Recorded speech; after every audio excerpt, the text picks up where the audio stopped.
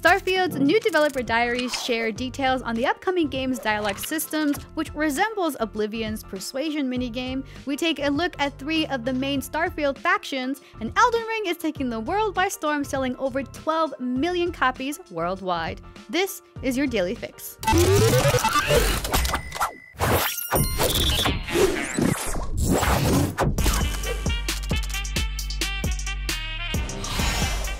In a new developer diary from Bethesda, the devs revealed details of Starfield's new dialogue system, which incorporates elements from Oblivion's persuasion minigame. In Oblivion, which came out way back in 2006, players would encounter dialogue sequences that were used to sway NPCs' opinion using actions such as admire, joke, boast, and coerce. There were multiple outcomes to these NPC conversations, including unlockable quest lines, which resulted from the player's ability to leverage their character's speechcraft level or their willingness to grease the palm of a certain NPCs. You know, bribes. Lead quest designer Will Shen discussed in the diary video that the team didn't start with the idea of adapting the old Oblivion system, but the team was aware of what they didn't want. Shen went on to say, quote, "We didn't want it to be a system where there was definitely the right thing to say."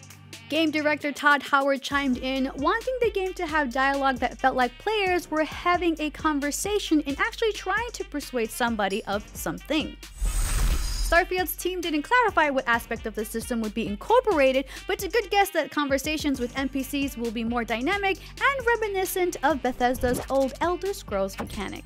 In addition, Starfield's developer diary discussed the game's different factions and the dynamic between choosing good versus evil factions. Lead quest designer Will Shen revealed 3 of the main factions players will be able to join. The first is the United Colonies, which represents the future of an idealized space republic. The second are the Freestar Collective, which is the space western fantasy faction with people out on the frontier. And lastly is Ryujin Industries, which represents corporate life and was coined by Shen as the option with the best start of any of the factions. In addition to the 3 factions, there is also the Crimson Fleet, a faction of pirate raiders deemed the choice for anyone looking for the evil path through Starfield. There is a compelling mix to the factions, as director Emil Pagliarulo describes situations in which players could play the good guy but still join the Crimson Fleet and report back to superiors as an undercover space cop. The opportunity of playing an undercover space cop infiltrating a gang of space pirates sounds fun as hell for a game that aims to be detailed and realistic. Howard goes into detail on how immersion plays a part in the game's nature, with players being able to choose a background story for their character and companions like the newly introduced Vasco, who will interact with players in ways that feel natural and authentic. Bethesda is working hard to make its characters and world of Starfield look real and unique.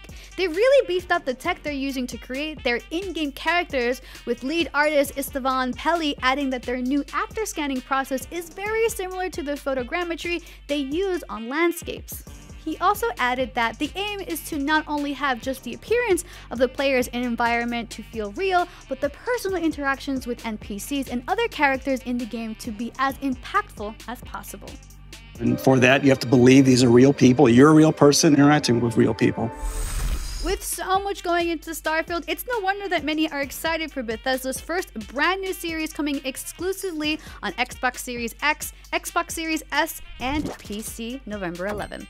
And lastly, FromSoftware and Bandai Namco are celebrating Elden Ring's epic success, as the game has sold 12 million copies worldwide since launch. In a press release, both companies shared news of the game's success, with 1 million copies sold in Japan alone and 12 million worldwide as of March 14, 2022. FromSoftware President and CEO Director Hidetaka Miyazaki shared his gratitude to fans, stating, "I'd like to extend our heartfelt thanks on behalf of the entire development team. Elden Ring is based on a mythological story written by George R.R. Martin. We hope players enjoy a high level of freedom when adventuring through its vast world, exploring its many secrets, and facing up to its many threats. Thank you for your continued support." President and CEO of Bandai Namco Yasuo Miyakawa also chimed in, sharing his gratitude towards fans, promising to continue to create enjoyment and fulfillment through entertainment, connecting fans all over the world. Elden Ring's massive success continues to amaze. Players have shared unique ways to beat the game, and the speedrunning community has even found ways to beat the game in under 30 minutes. For help, walkthroughs, and map details of Elden Ring, be sure to check out IGN's library of guides to aid you to be your best in the lands between. And that was your Games Fix for today, March 16th. If you're excited for Bethesda's Starfield coming out this year, let me know in the comments. Download the IGN app on all your devices, follow the Daily Fix on Snapchat, and for everything else, head on over to IGN.com. I'm Narz, and remember to always stay fabulous. We reach your constellation. This is all we've been working towards.